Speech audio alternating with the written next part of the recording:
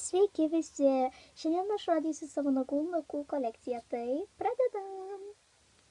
Pirmiausia, turiu va tokį, čia buvo vienas iš mano mėgstamiausių pirmų spalvų. Yra tokia violetinė tamsesnė ir parašyta buvo OK. Paskutinė apžvalga. Ir širdutė šitas.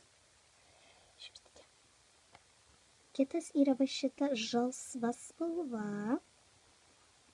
Labai patiko, kad nuvėjo nuo oranžinės iki geltonos, arba nuo rožinės iki mėlynos ar violetinės.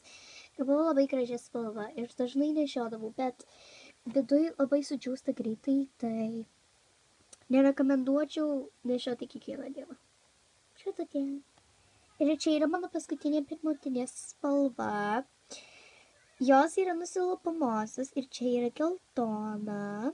Ir jinai labai greitai išdžiūsta, tai irgi ne kiekvieną dieną naudoju.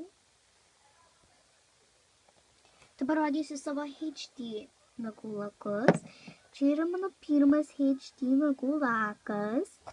Yra tokias raudonas nagų lakas ir man labai jis patinka, nes jisai tokias plonas susideda, bet per vieną būna labai normalu ir nematosi savo nago. Tai raudona spalva. O čia yra oranžinė spalva, irgi iš HD.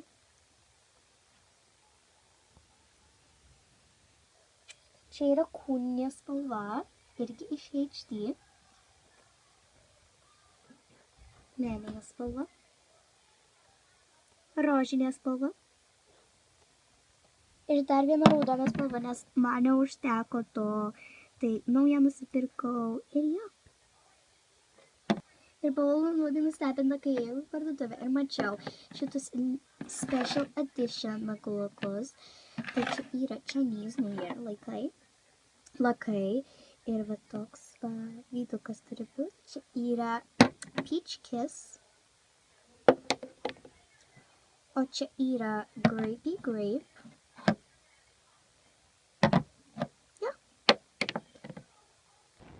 Ačiū, kad žiūrėjote mano video. Ate!